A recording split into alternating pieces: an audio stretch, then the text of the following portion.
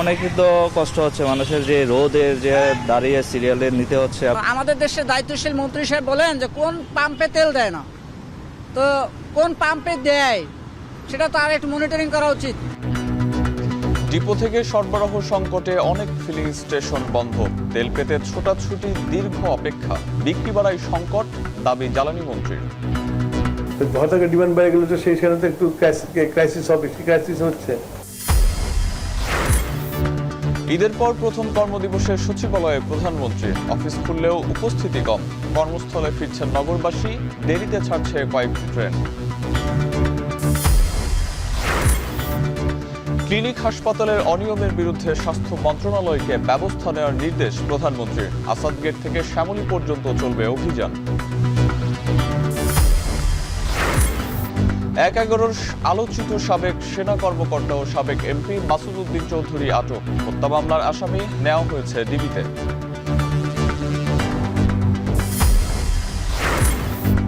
এবং ২৫০ কোটি টাকা খরচে পুলিশের নতুন পোশাকের যৌক্তিকতা নিয়ে প্রশ্ন, গড়ে প্রতি সেটের মূল্য পড়েছে ৮ থেকে ১২,০০০ টাকা।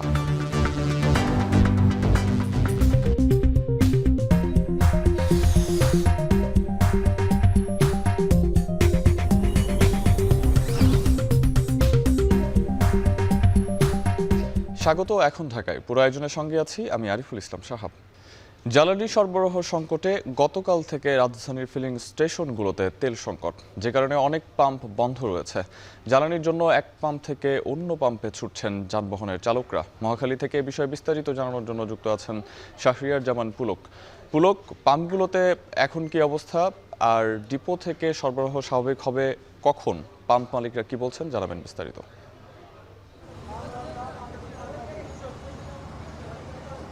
বর্তমানে আছি রাজধানীর যে মহাখালী ফিলিং স্টেশনে, মহাখালী যে সাউদার্ন ফিলিং স্টেশনটি রয়েছে। আমরা আসার ঠিক সেই মুহূর্তেই কিন্তু আমাদের সাথে একটি লরি প্রবেশ করেছে সেখানে।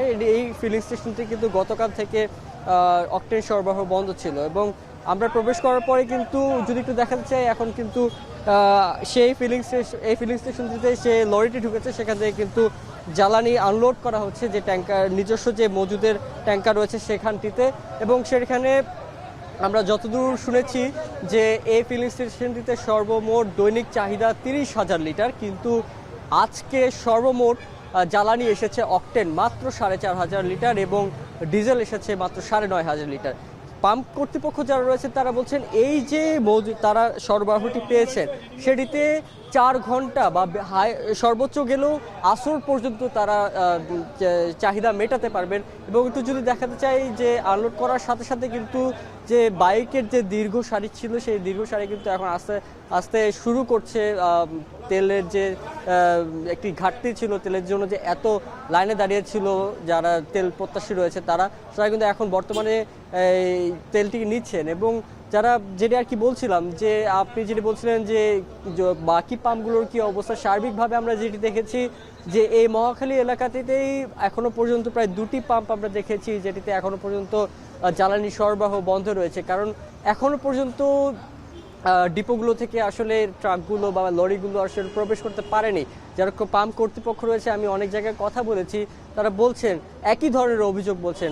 এছাড়াও আরেকটি অভিযোগ আমরা শুনতে পাচ্ছি যে যেই লরিগুলো আসলে পাম্প থেকে ডিপোতে যায়, সেই ডিপো থেকে আবার পাম্পগুলোতে ফেরত আসে সর্বমোট 22 থেকে 23 ঘন্টার মতো সময় লাগে।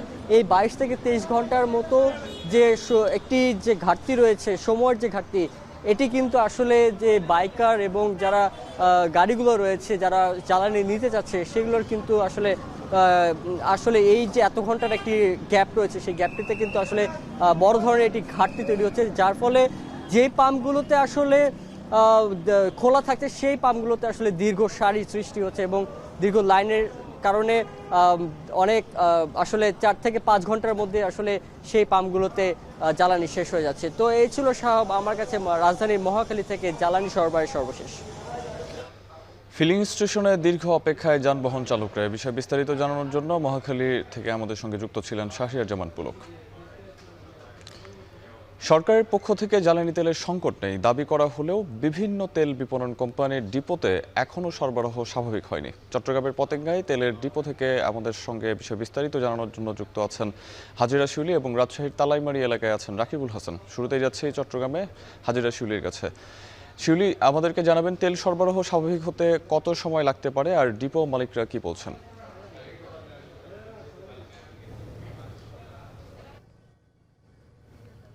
আসলে প্রতিদিনই যে ইস্টার্ন রিফাইনারিতে জ্বালানি তেল উৎপাদন হয় বিভিন্ন ধরনের, প্রায় 13 ধরনের diesel, petrol, octane, furnace fuel, jet fuel সহ 13 ধরনের জ্বালানি উৎপাদন হয় এবং 4000 টনের তারা আসলে সরবরাহ করে থাকে। তো কিন্তু যেহেতু এখনও আমাদের পুরোপুরি জ্বালানি তেলের যে মজুদের যে নিরাপদ মজুদ বলা যায় সেটি এখনও নিশ্চিত হয়নি, তাই এখনও ডিপোগুলো থেকে অনেকটাই রেশনিং করে সরবরাহ করা হচ্ছে এবং যারা গ্রাহকরা বিভিন্ন জায়গা থেকে আসছে জ্বালানি তেল নিতে পদ্মা, মেঘনা, যমুনা ডিপোতে, সেই গাড়ির চালকরা বলছে যে তারা অর্ধেক পাচ্ছে।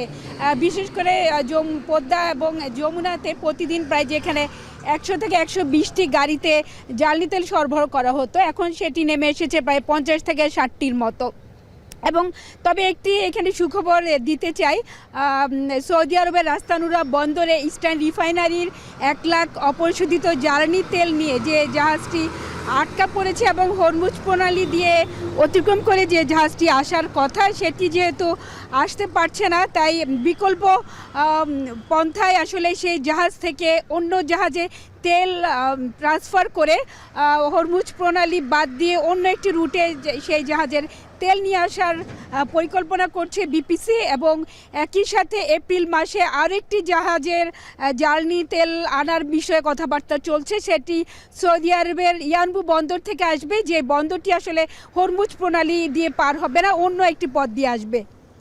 সেক্ষেত্রে অপরিশোধিত জ্বালানি তেল নিয়ে যে আসলে সংকট আছে সেটি হয়তো অনেকটাই বা কিছুটা স্বস্তি নিয়ে আসতে পারে। তবে আরেকটি বিষয় জানিয়ে রাখি যে ইস্টার্ন রিফাইনারিতে বর্তমানে তেলের যে পরিশোধনের সক্ষমতা বা মজুদের সেটি কিন্তু কমে আসছে এবং মাত্র আর 10 দিন হয়তো তাদের কাছে পরিশোধনের যোগ্য জ্বালানি তেল আছে আগামী এপ্রিল মাসের 5 তারিখ পর্যন্ত। এর বাইরে বর্তমানে ডিজেলের মজুদ আছে 14 দিনের এবং সবচেয়ে কম মজুদ আছে পেট্রোল এবং অকটেনের। যদিও পেট্রোল এবং অকটেন নিয়ে এটি যেহেতু দৈনিক স্থানীয় উৎস থেকে সংগ্রহ করা হয়, তাই এটা নিয়ে তেমন কোনো দুশ্চিন্তার কারণ নেই এবং ডিজেলও কিন্তু অনেকগুলো পাইপলাইন আসছে, নিয়মিত ডিজেল বাহী জাহাজ নিয়ে চট্টগ্রাম বন্দরে ভিড়ছে বিভিন্ন জাহাজ, তাই ডিজেল নিয়েও খুব তেমন কোনো সংকট নেই বলে আমাদেরকে কর্তৃপক্ষ জানিয়েছে। তো সাহাব, এই ছিল আমার কাছে এখনকার মতো চট্টগ্রামের বিভিন্ন অয়েল ডিপোতে জ্বালানি তেল সরবরাহের সর্বশেষ পরিস্থিতি। চট্টগ্রামের খবর জানাচ্ছিলেন হাজিরা শিউলি। এবারে রাজশাহীর খবর জানানোর জন্য আমাদের সঙ্গে যুক্ত আছেন রাকিবুল হাসান। রাকিব, আমরা রাত থেকেই তেল পাম্পগুলোর সামনে দীর্ঘ লাইন দেখেছি, আপনি একটু জানাবেন যে পাম্প থেকে তেল নিতে গ্রাহকদের কত সময় লাগছে বা লাগতে পারে? সাহাব, এখন পর্যন্ত কিন্তু আসলে সেই দীর্ঘ লাইন কোনোভাবেই খাটো হয়নি, বরং আরও বেশি দীর্ঘ হয়েছে। আমরা রাজশাহীর বেশ কয়েকটি পয়েন্ট ঘুরেছি, কাশিয়াডাঙ্গা, তালাইমারি, কুমারপাড়া, প্রত্যেকটি পাম্পের পাশেই কিন্তু বিশাল লাইন এবং সেখানে শুধুমাত্র মোটরসাইকেল না, প্রাইভেট কারের লাইনগুলো দীর্ঘ হয়েছে এবং এর পেছনের কারণটি হচ্ছে যে পর্যাপ্ত পরিমাণে আসলে জ্বালানি তেলের যে সরবরাহ সেটি না থাকা। পেট্রোল পাম্প ওনার্স অ্যাসোসিয়েশনের পক্ষ থেকে যেটি আসলে বলা হচ্ছে যে বাঘাবাড়ি থেকে রাজশাহীতে যে 50টিরও বেশি যে পাম্প এবং প্রায় 10টির বেশি যে এজেন্ট, তাদের কাছে যে পরিমাণ আসলে তেল আসার কথা সেই পরিমাণ আসলে তেল আসছে না। তাদের প্রত্যেক দিন স্বাভাবিক সময়ে গড় যে চাহিদা থাকে সেটা প্রায় 1500 থেকে 2000 লিটার পর্যন্ত, যেটি আসলে ঈদের মৌসুমে বেড়ে সেটি 2000 থেকে 2200 এবং কোনো ক্ষেত্রে কোনো পাম্পে 2500 লিটার পর্যন্ত উঠেছে। সেই ক্ষেত্রে আসলে প্রত্যেক দিন তারা 2টি করে গাড়ি যেটি পাওয়ার কথা, অর্থাৎ প্রায় 1600 লিটার তেল পাওয়ার কথা, সেই পরিমাণ আসলে তেল তারা পাচ্ছেন না। সেটি কোনো ক্ষেত্রে এক সপ্তাহে সেটি 2টি বা 1টির গাড়ি পাচ্ছেন, অর্থাৎ লরিতে করে যে তেলগুলো নিয়ে আসছে সেগুলো পর্যাপ্ত নয়, যার কারণে এই যে দীর্ঘ লাইন পড়ছে পাম্পগুলোর নেই সেইটি আসলে তেল সংকটের কারণেই। এবং ইতোমধ্যে আমরা দেখেছি ডিজেল এই পাম্পে দেয়া হচ্ছে না, নেই লেখা আছে, এবং পেট্রোলের ক্ষেত্রেও তাই, শুধুমাত্র অকটেন আসলে দেয়া হচ্ছে। তো ঠিক একইভাবে রাজশাহী নগরীর মধ্যেই যে 11টি পাম্প রয়েছে প্রত্যেকটিরই একই অবস্থা। কোনো পাম্প আমরা সকাল থেকে চলতে প্রায় 10টার দিকে বা 10:30টার দিকে বন্ধ দেখেছি। এখন নগরীর 11টি পাম্পের মধ্যে মাত্র 2টি পাম্প আসলে সাহাব চলছে, এবং সেখানেও তেলের যে সংকট, এই দীর্ঘ লাইনে থেকে তাদেরকে কিন্তু আসলে ভোগান্তিতে পড়তে হচ্ছে। এবং চালক যারা আছেন তারা বলছেন এটি যতক্ষণ না কাটিয়ে উঠতে পারবেন ততক্ষণ আসলে তারা নানানভাবে প্রভাবিত হচ্ছেন এবং এর ফলে ক্ষতিগ্রস্ত হচ্ছে। তো সাহাব, এই ছিল আমার কাছে সবশেষ খবর। জ্বালানি তেল সংকটের বিস্তারিত জানানোর জন্য রাজশাহী ও চট্টগ্রাম থেকে যুক্ত ছিলেন সহকর্মীরা। হঠাৎ বিক্রি বেড়ে যাওয়ায় জ্বালানি তেলের সংকট দেখা দিয়েছে বলে দাবি করেছেন বিদ্যুৎ, জ্বালানি ও খনিজ সম্পদ মন্ত্রী ইকবাল হাসান মাহমুদ। প্রয়োজনের অতিরিক্ত তেল না নিলে সরবরাহ ঠিক থাকবে বলেও আশ্বস্ত করেন তিনি। সকালে সচিবালয়ে মন্ত্রী বলেন, জ্বালানি তেলের যথেষ্ট মজুদ রয়েছে, এখনই বাড়ছে না দাম। হঠাৎ করে মানুষ হুমড়ি খেয়ে পড়ছে পেট্রোল পাম্পে। আমরা তো একটা প্রসেসে পেট্রোল পাম্প চলে, আমরা যেভাবে তেল দেশে বেরোতে দেয় সেই নিয়মের এখন ভেঙে পড়ছে সেই নিয়মটা, যে এত ভিড়, এত তেল পেট্রোল পাম্পে যা দেওয়া হয় প্রতিদিন, সেটা সবসময় যা দেওয়া সেটাই থাকে, কিন্তু গ্রাহক তার বেড়ে গেছে। স্বাভাবিক তেলের তো লাইন থাকবে, পাবে না, তো স্বাভাবিক, এটা তো অস্বাভাবিক কিছু না। তো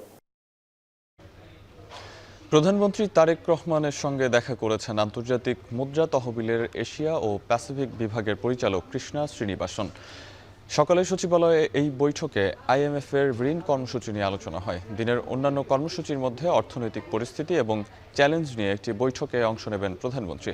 এরপর রাজধানীর যানজট নিরসন ও ট্রাফিক ব্যবস্থাপনার আধুনিকায়ন নিয়ে একটি বিশেষ বৈঠক রয়েছে প্রধানমন্ত্রীর। দুপুরে বৈদেশিক কর্মসংস্থান বৃদ্ধি ও প্রবাসী কল্যাণ বিষয়ক কমিটির পর্যালোচনা সভায়ও অংশ নেবেন তিনি। সবশেষ বিকেলে সংস্কৃতি বিষয়ক মন্ত্রণালয়ের সার্বিক কার্যক্রম পর্যালোচনা এবং পরে মন্ত্রিপরিষদ বিভাগের কর্মকর্তাদের সঙ্গে বৈঠকে অংশ নেবেন প্রধানমন্ত্রী তারেক রহমান। ঈদের টানা 7 দিনের ছুটি শেষে খুলেছে ব্যাংক ও বীমা প্রতিষ্ঠান। তবে প্রথম কার্যদিবসে ব্যাংকগুলোতে গ্রাহকদের উপস্থিতি অনেকটাই কম। সকাল 10টা থেকে লেনদেন শুরু হলেও মতিঝিলের ব্যাংক পাড়ায় দেখা গেছে ঢিলেঢালা ভাব। ছুটি কাটিয়ে আসা কর্মকর্তা কর্মচারীদের একে অপরের সাথে ঈদের শুভেচ্ছা ও কুশল বিনিময় করতে দেখা গেছে। বড় কোনো লেনদেনের চাপ না থাকায় ব্যাংকের পরিবেশ ছিল অনেকটা উৎসবমুখর ও শিথিল। সেবাগ্রহীতা যারা এসেছেন তাদের বেশিরভাগই ছিলেন জরুরি কিছু ছোটখাটো কাজ বা চেক জমা দেওয়ার প্রয়োজনে। ব্যাংকাররা বলছেন, আগামী রোববার থেকে স্বাভাবিক ব্যাংকিং কার্যক্রম পুরোদমে সক্রিয় হবে।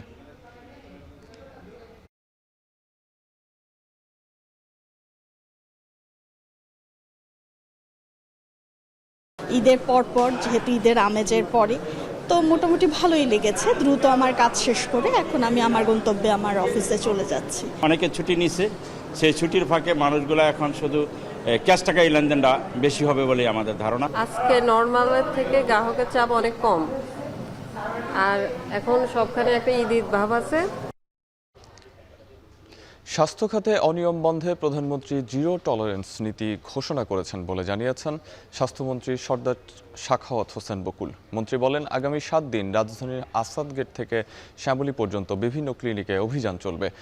সচিবালয়ে সকালে ব্রিফিংয়ে স্বাস্থ্যমন্ত্রী আরও বলেন, প্রতিদিন কোনো না কোনো ক্লিনিক পরিদর্শন করবেন সংশ্লিষ্ট কর্মকর্তারা। পর্যায়ক্রমে সারা দেশে হাসপাতাল, ক্লিনিকে পরিদর্শন করা হবে বলেও জানান তিনি।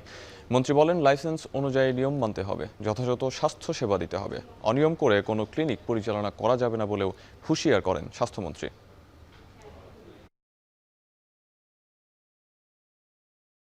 এভরিডে আমরা কোনো না কোনো আমাদের কোনো না কোনো কর্মকর্তা আমরা এখন ফর এক্সাম্পল আমরা ধরেছি from Asad gate to Shyamoli ring road পর্যন্ত এই এরিয়াতে যতগুলি ক্লিনিক আছে প্রত্যেকটা আমরা বাই নেক্সট 7 ডেজ আমরা ভিজিট করব। আমাদের মাননীয় প্রধানমন্ত্রী আমাদেরকে এইসব ব্যাপারে একেবারে জিরো টলারেন্সের কথা বলেছেন, অ্যান্ড উইল ডু দ্যাট। অন্তর্বর্তী সরকারের 133টি অধ্যাদেশ যাচাই বাছাই করে জুলাইয়ের জন আকাঙ্ক্ষা পূরণে অগ্রাধিকার দেওয়া হবে বলে জানিয়েছেন স্বরাষ্ট্রমন্ত্রী সালাউদ্দিন আহমদ। মঙ্গলবার সকালে জাতীয় সংসদ ভবনের ক্যাবিনেট কক্ষে ত্রয়োদশ জাতীয় সংসদের বিশেষ কমিটির প্রথম বৈঠকের আগে সাংবাদিকদের একথা বলেন তিনি। এ সময় জুলাই যোদ্ধাদের দায় মুক্তি দিতে সরকারের ইতিবাচক অবস্থানের কথাও জানান তিনি। বলেন, 14 জনের বিশেষ কমিটিতে 133টি অধ্যাদেশের বিষয়ে আলোচনা করে কোনটি দ্রুত আইনে পরিণত করা হবে, কোনটি ধীরে ধীরে বাস্তবায়ন করা হবে সেই সিদ্ধান্ত নেওয়া হবে। এছাড়া সাংবাদিকদের প্রশ্নের জবাবে পেট্রোল পাম্পে ভাঙচুর বিচ্ছিন্ন ঘটনা বলে উল্লেখ করেন স্বরাষ্ট্রমন্ত্রী। সংসদ অধিবেশনের প্রথম দিনেই সাংবিধানিক বাধ্যবাধকতা অনুসারে ইন্টারিম গভর্নমেন্টের সময় জারি করা 133টি অধ্যাদেশ উপস্থাপন করা হয়েছে। এটা নিয়ম হচ্ছে 30 পঞ্জিকা দিবসের মধ্যে এই অধ্যাদেশগুলোর বিষয়ে ফয়সালা করতে হবে এবং যেহেতু পার্লামেন্টে মন্ত্রণালয় সম্পর্কিত স্থায়ী কমিটিগুলো এখনো গঠিত হয়নি, তো কার্যপ্রণালী বিধি অনুসারে বিশেষ কমিটি গঠনের নিয়ম আছে, সেটা করে দেওয়া হয়েছে প্রথম দিনে। সেটার বৈঠক আজকে।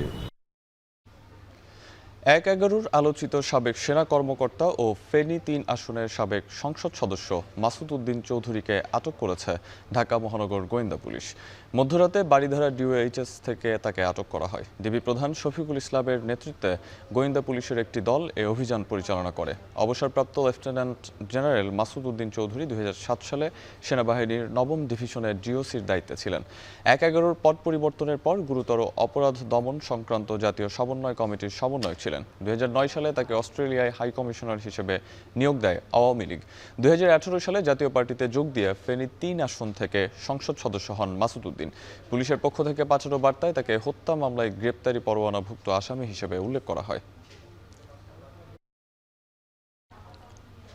বিগত 111-এর কুশীলব ও সাবেক সংসদ সদস্য অবসরপ্রাপ্ত সেনা কর্মকর্তা মাসুদ উদ্দিন চৌধুরীকে আটক করে ঢাকা মহানগর ডিবি কার্যালয়ে রাখা হয়েছে। সেসব বিষয়ে বিস্তারিত জানাতে আমাদের সঙ্গে যুক্ত হচ্ছেন জাহিদ হাসান। জাহিদ, মাসুদের বিরুদ্ধে কি ধরনের অভিযোগ আনা হয়েছে এবং কর্তৃপক্ষ বা প্রশাসনিক কোনো কর্মকর্তা কিছু বলেছেন কিনা জানাবেন। সাহাব, বিগত 111 সরকারের সময় অন্যতম আলোচিত সেনা কর্মকর্তা লেফটেন্যান্ট জেনারেল মাসুদ উদ্দিন চৌধুরী, যিনি 2018 এবং 2024 সালে ফেনী 3 থেকে সংসদ সদস্য নির্বাচিত হয়েছিলেন জাতীয় পার্টি থেকে। এরপরে তিনি দেশেই ছিলেন এবং তিনি বিভিন্ন ধরনের ব্যবসা বাণিজ্যের সাথে জড়িত ছিলেন। অবশেষে সোমবার গভীর রাতে তাকে গ্রেফতার করা হয়। ডিবি টিম যেটি রয়েছে ঢাকা মহানগর ডিবির, সেই একটি টিম তাকে গ্রেপ্তার করে। এখন পর্যন্ত তার বিরুদ্ধে ডিবির পক্ষ থেকে বা পুলিশের পক্ষ থেকে অথবা সরকারের পক্ষ থেকে কোনো ধরনের আনুষ্ঠানিক প্রতিক্রিয়া জানানো হয়নি যে তাকে কোন অভিযোগে আটক করা হয়েছে, কি অভিযোগে আটক করা হয়েছে। তবে অনানুষ্ঠানিকভাবে যতটুকু তথ্য আমরা জানতে পেরেছি গণমাধ্যমের কর্মীরা, সেটি হচ্ছে যে তার বিরুদ্ধে 4-5টি মামলা রয়েছে। সেই মামলাগুলো যাচাই বাছাই করা হচ্ছে, তথ্য উপাত্তগুলো দেখা হচ্ছে এবং কি মামলা রয়েছে, কোন থানায় মামলা রয়েছে, সে বিষয়গুলো ডিবির যে সংশ্লিষ্ট কর্মকর্তা যারা রয়েছেন তারা খোঁজখবর নিচ্ছেন। এবং একই সঙ্গে 111-এ তার যে ভূমিকা ছিল, সেই ভূমিকার কারণে তার বিরুদ্ধে কোনো মামলা হবে কিনা, অথবা 111-এর সময় যারা নির্যাতিত হয়েছিলেন বা নানান রকম ধরনের হয়রানি শিকার হয়েছিলেন 111-এর সরকার দ্বারা, তাদের মধ্য থেকে কেউ তার বিরুদ্ধে মামলা করবেন কিনা, এই বিষয়গুলো নিয়ে মূলত তথ্য যাচাই বাছাই চলছে, সময় নেওয়া হচ্ছে। এখন পর্যন্ত তাকে কখন আদালতে তোলা হবে, আদালতে পাঠানো হবে, সে বিষয়ে কোনো সিদ্ধান্ত ডিবি কার্যালয় থেকে জানানো হয়নি। আমরা ডিবি কার্যালয়ের সামনেই অপেক্ষা করছি তার বিষয়ে বিস্তারিত জানার জন্য। এবং তিনি একজন আলোচিত সেনা কর্মকর্তা, মূলত তিনি 9ম জিওসির পদাতিক ডিভিশনের জিওসি ছিলেন। তখন 111 সরকার তাকে লেফটেন্যান্ট জেনারেল পদোন্নতি দেয়। এরপরে তিনি অপরাধ দমন যে সমন্বয় কমিটি হয়েছিল 111 সরকারের, সেই কমিটির তিনি সমন্বয়কের ভূমিকা পালন করেন। সবকিছু মিলিয়ে তিনি বাংলাদেশের রাজনীতিতে গত 15 বছরের একজন আলোচিত ব্যক্তি এবং তাকে গ্রেফতার করা হয়েছে এবং কোন মামলায় তাকে গ্রেফতার দেখানো হয় সে বিষয়ে আমরা জানার জন্য চেষ্টা করছি। সাহাব, মাসুদ উদ্দিন চৌধুরী আটকের বিস্তারিত জানাতে আমাদের সঙ্গে যুক্ত ছিলেন সহকর্মী জাহিদ হাসান। 7 দিনের টানা ছুটি শেষে রাজধানীতে ফিরতে শুরু করেছে নগরবাসী। তবে এবার ট্রেনে ঈদ যাত্রা খুব একটা স্বস্তিদায়ক হচ্ছে না। গতকালের শিডিউল বিপর্যয়ের রেশ আজও আছে কমলাপুর রেল স্টেশনে। সকালে নীলসাগর এক্সপ্রেস নির্ধারিত সময়ের প্রায় 2 ঘন্টা পর কমলাপুর স্টেশন ছেড়ে যায়। এছাড়া পর্যটক এক্সপ্রেস, তিস্তা এক্সপ্রেস সহ সকালের প্রায় সবগুলো ট্রেনই 15 থেকে 30 মিনিট পর্যন্ত দেরিতে ছেড়ে যায়। তবে রেল কর্তৃপক্ষের দাবি, গতকালের শিডিউল বিপর্যয়ের প্রভাব নয়, যাত্রাপথের বিলম্বের কারণে দেরিতে ছাড়ছে ট্রেন। যাওয়ার কথা ছিল 6:45-এ, বিশ্রামাগারে ঢুকে দেখলাম সেখানে লেখা আছে 8:23-এ ট্রেনটা আসবে। এই কয়েক ঘন্টা লেট। খুব সুন্দরভাবে এবার ঈদযাত্রা করেছি এবং ভালোভাবে আসলাম। যদিও যাওয়ার সময় কিছুটা সমস্যা হয়েছিল, তবে আসার সময় কোনো সমস্যা হয়নি। টিকিট নিয়ে কিছুটা ঝামেলা আছে, আমি আশা করবো যে টিকিটিং সিস্টেম নিয়ে আরেকটু কাজ করা হবে। তো ওভারঅল ভালো ঈদযাত্রা ছিল।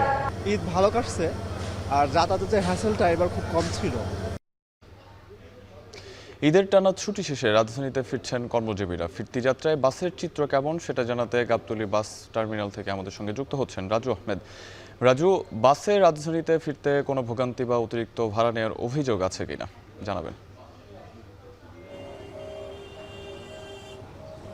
সাহাব, সকাল থেকেই ঈদযাত্রার খবর জানাচ্ছিলাম, অর্থাৎ বাড়ি থেকে যারা ঢাকায় ফিরছে তাদের খবর জানাচ্ছিলাম। রেল ঘুরে এসেছে, রেলে কিছুটা অভিযোগ থাকলেও সড়ক পথে তেমন কোনো অভিযোগ নেই। যানজট না থেকে স্বস্তিতেই মূলত নগরবাসী ফিরছেন তাদের নিজস্ব কর্মস্থলে যোগ দিতে। আমরা এখানে বেশ কিছু যাত্রীদের সঙ্গে কথা বলছি, তারা যেমনটি বলছেন যে তেমন কোনো ভোগান্তি মূলত তাদের পেতে হয়নি। সড়ক পথে যে ভোগান্তির চিত্র আমরা প্রতিবারই দেখি সেটি এবার নেই। যেহেতু আজকে প্রথম অফিসের দিন, অর্থাৎ কর্মদিন আজকে, সেই জায়গা থেকে মানুষজন ফিরতে শুরু করেছে। হয়তোবা বিকেল নাগাদ চাপ আরও বাড়বে বলে কিন্তু এখানকার কাউন্টার ম্যানেজার যারা রয়েছেন তারা বলছেন। তারা যেমনটি বলছেন যে নির্ধারিত সময় গাড়ি ছাড়ার জন্য তারা আপ্রাণ চেষ্টা করছেন, তবে তেলের সংকটের কারণে বেশ বেগ পেতে হচ্ছে নির্ধারিত সময়ে গাড়ি ছাড়ার জন্য। সড়ক জুড়ে তেল সংকটের যে প্রভাব সেটি মূলত কাউন্টার ম্যানেজার এবং বাস মালিক পক্ষ যারা রয়েছে তাদের উপর বর্তাচ্ছে। তবে এ সকল প্রতিবন্ধকতার মধ্যেও কিন্তু কোনো ধরনের অভিযোগ এখন পর্যন্ত আমরা পাইনি। যদি বলতেই চাই যে এবারে সড়ক পথে স্বস্তি যাত্রা মূলত পেয়েছে ঢাকা ছাড়া এবং আসার যাত্রীদের মধ্যে। সাহাব, এই ছিল এখন পর্যন্ত গাবতলী বাস টার্মিনাল থেকে আমার কাছে সর্বশেষ।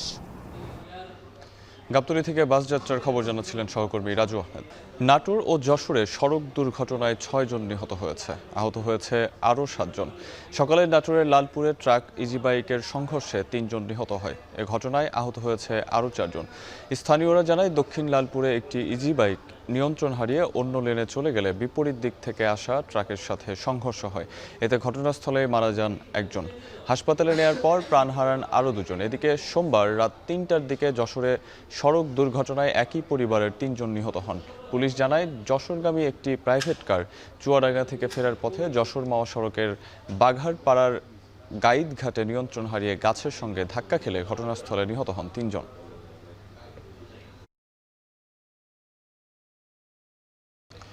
24-এর অভ্যুত্থানের পর পুলিশের ভূমিকা নিয়ে তীব্র সমালোচনা শুরু হয়। সেই প্রেক্ষাপটে বাহিনীর ভাবমূর্তি পুনর্গঠনের অংশ হিসেবে পোশাক পরিবর্তন করে অন্তর্বর্তী সরকার। তবে নতুন ইউনিফর্ম নিয়েও আলোচনা সমালোচনা থামেনি। 2.25 লাখ সদস্যদের জন্য 2 থেকে 3 সেট পোশাক তৈরিতে প্রায় 200 থেকে 250 কোটি টাকা খরচের বিষয়টি জনমনে প্রশ্ন তুলেছে। বাহিনীর ভেতর থেকেও নতুন পোশাক নিয়ে অসন্তোষের কথা শোনা যাচ্ছে। বিশেষজ্ঞদের মতে বর্তমান অর্থনৈতিক বাস্তবতায় ইউনিফর্ম পরিবর্তনের পরিবর্তে কাঠামোগত সংস্কার ও সক্ষমতা বৃদ্ধিই লক্ষ্য হওয়া উচিত। বিস্তারিত ফেরদৌস রহমানের প্রতিবেদনে। পুলিশ একটি বাহিনী যা নানা সময়ে আলোচনা সমালোচনার কেন্দ্রবিন্দুতে।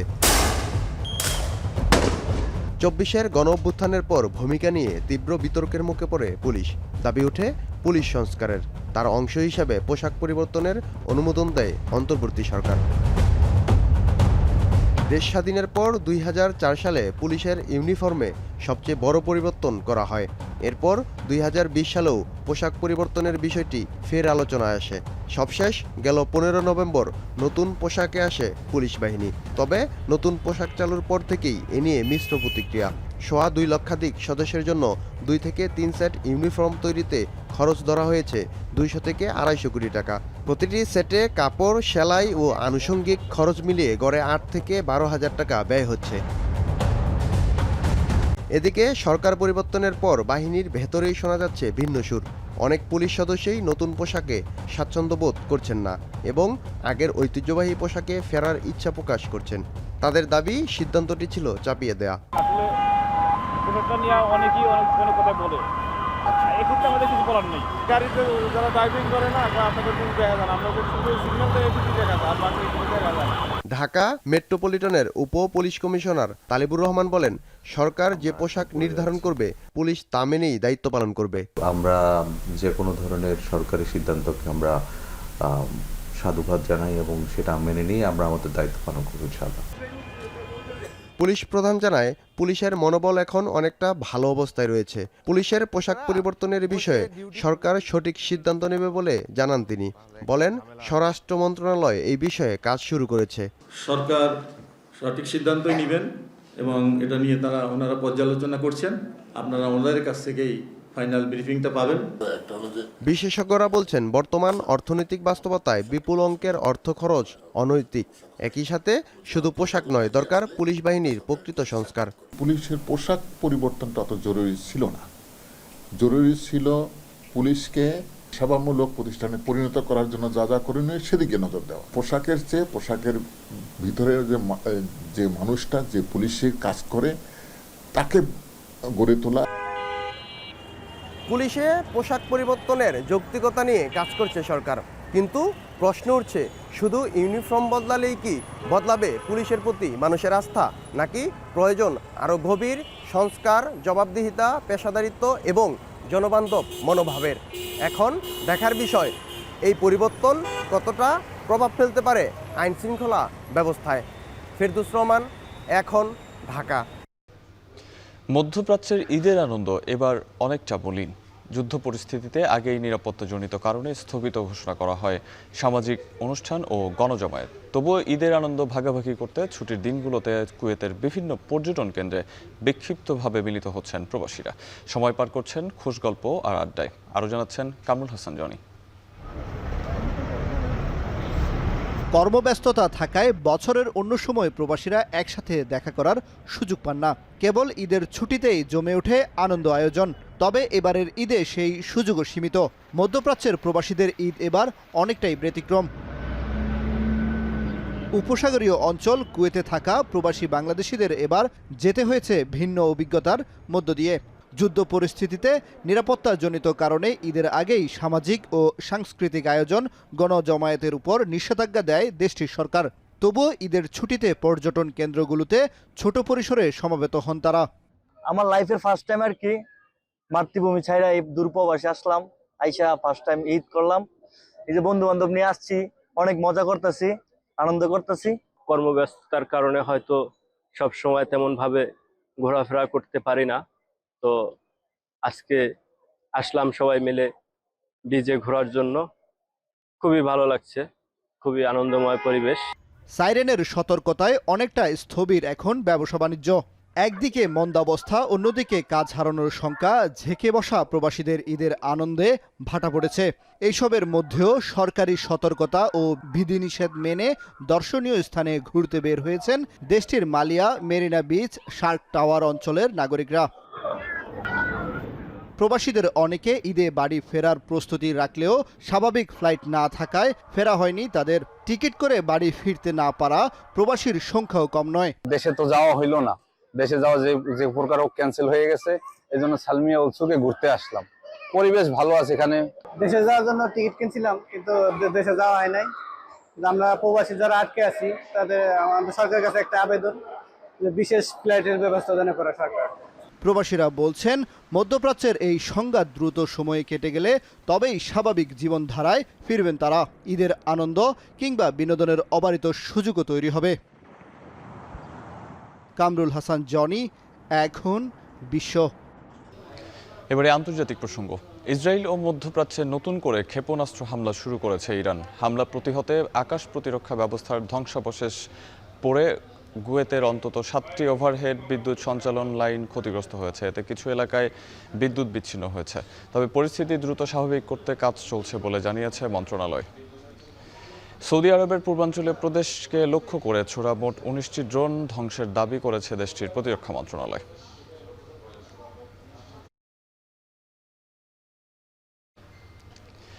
আইএমএফ প্রতিনিধি দলের সঙ্গে বৈঠক শেষে সচিবালয়ে কথা বলছেন অর্থমন্ত্রী আমির খসরু মাহমুদ চৌধুরী। সরাসরি চলে যাচ্ছে সেখানে। এই পর্যন্ত এগুলো আলোচনা হয় না, এগুলো আমরা তো ওয়াশিংটনে এপ্রিলে মিটিং আছে, স্প্রিং মিটিং আছে, সেখানে আলোচনা হবে হ্যাঁ, যুদ্ধের প্রেক্ষাপট আছে, তারপরে ব্যাংকিং সেক্টরে চ্যালেঞ্জ আছে, ক্যাপিটাল মার্কেটের চ্যালেঞ্জ আছে, জিডিপি, ট্যাক্স জিডিপিটা আমরা সবচেয়ে একেবারে নিম্ন পর্যায়ে। এটাতে ইমপ্রুভমেন্টের ব্যাপারে আমরা কি করতে পারি? হ্যাঁ, ওগুলো তো আগের বিগত সরকারগুলোর বিষয়ে তো আলোচনা হয় না। আমরা তো মাত্র শুরু করলাম আমাদের কাজ। আমরা আমাদের কাজগুলো নিয়ে আমরা জ্বালানি আমদানিতে যে অতিরিক্ত অর্থ হবে সেটির যোগান কিভাবে দেবেন আপনাদের পরিকল্পনা? সেগুলো আলোচনায় হয়েছে, আলোচনার মধ্যে আছে। আমরা স্প্রিং মিটিং এ ওয়াশিংটনে যাচ্ছি, সেখানে বিস্তারিত আলোচনা।